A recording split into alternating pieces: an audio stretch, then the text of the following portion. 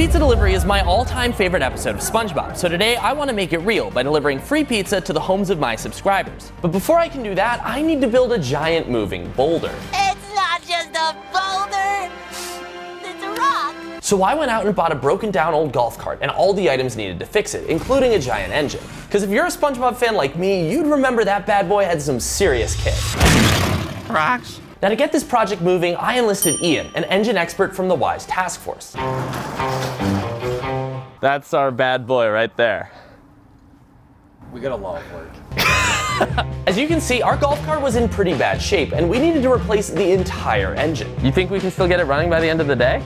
Yeah, we got this. Hell yeah. Our first step was to put in a brand new motor, which turned out to be easier said than done. Are we gonna be able to fit this in there? All right. Oh, this thing's really light. Yeah, you have the light engine. After running some measurements, we figured the engine would fit after some slight modifications.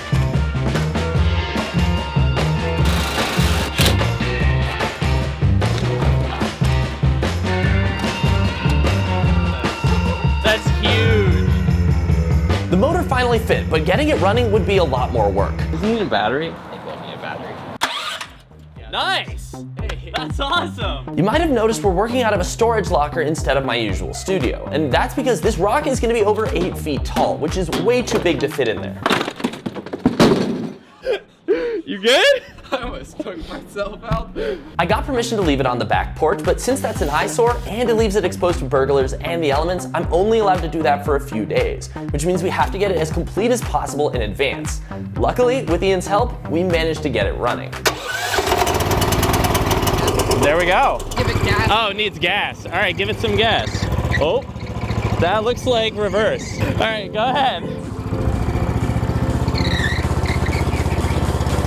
Yeah!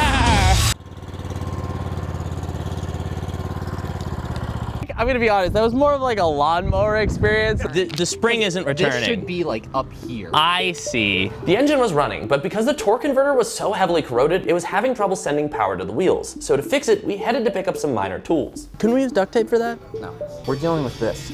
Because ours has like the little holes on it. What you doing there, John? But when we returned, John, my de facto cameraman and engine expert in his own right, figured that the problem was a lot bigger than we originally thought. The control spring was totally seized, so we decided to completely scrap it, removing the old converter, cleaning up the bones, and putting on a new one from Amazon, which finally seemed to fix it.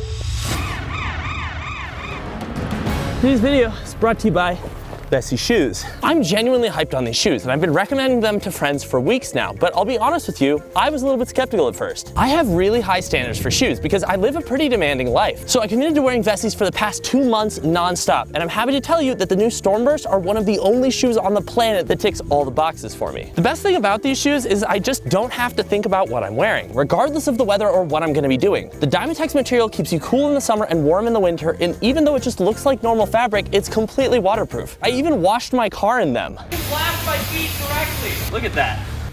It's not even wet. All of the shoes are great, but the new Stormbursts are definitely my favorite. Not only do they look fantastic with everything I own, the lugged sole means you get great traction even on hard-packed snow and ice. I really can't recommend these enough. You can check out the Stormburst and their other styles at vessi.com/LewisWise and use the code LewisWise for 15% off your entire order. Thanks again to Vessi for making my new favorite shoe. Now, back to the build. Now that the engine was working properly, we could finally take this thing for a rip.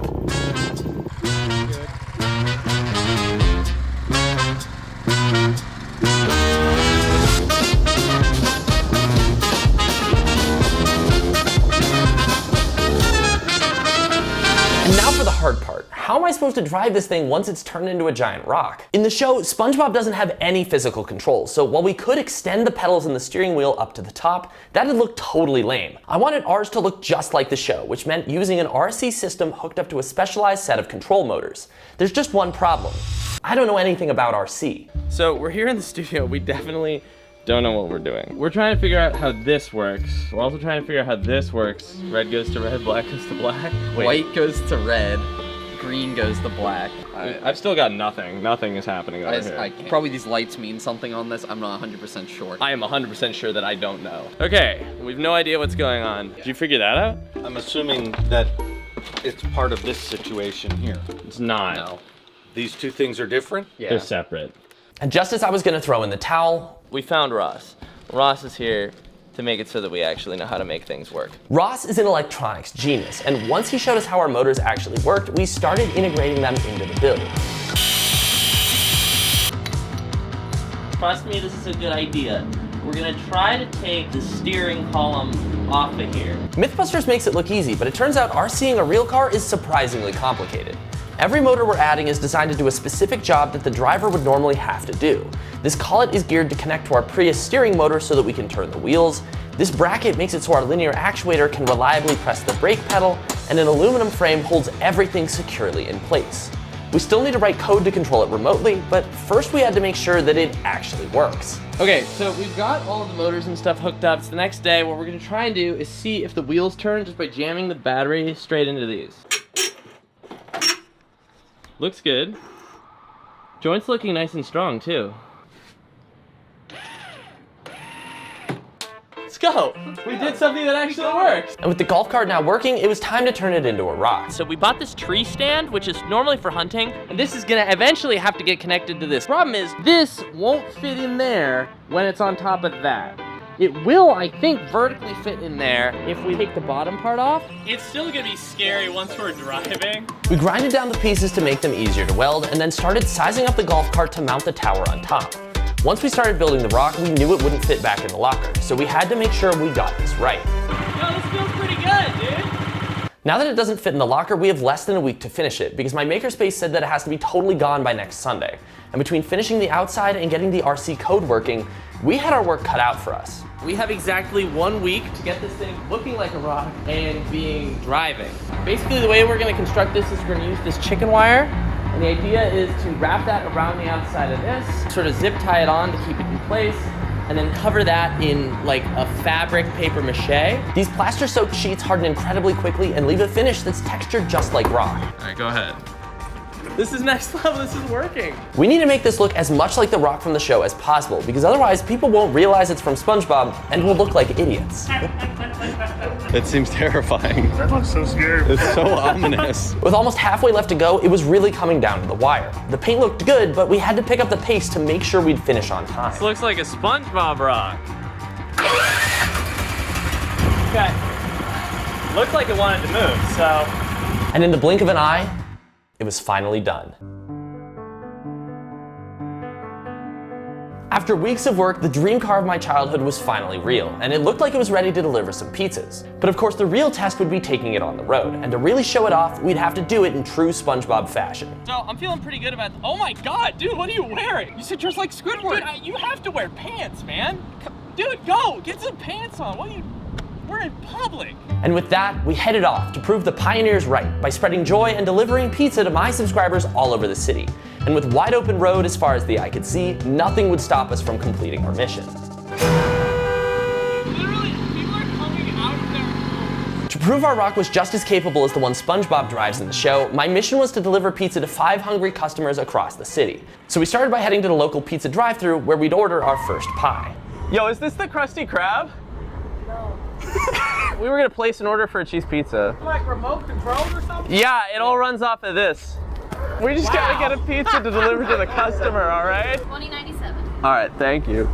Oh, we got it. Let's go. We'll be back. We gotta idle and wait for our pizza. Can you actually drive that? Yeah. Remote control. We're like, is it SpongeBob? Yep. And oh my God, incredible. And while it wasn't the perfect delivery vehicle, it quickly became clear that people were loving it. Don't worry about it.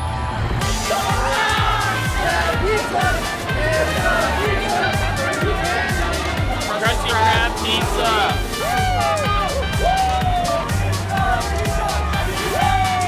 The Krusty Krab pizza is the pizza for you and me. Yeah. All right, so we'll go ahead and then we'll take the right toward the customer's house. But just as we were about to start delivering pizzas to our customers, disaster struck. I think we're out of gas. This is not good.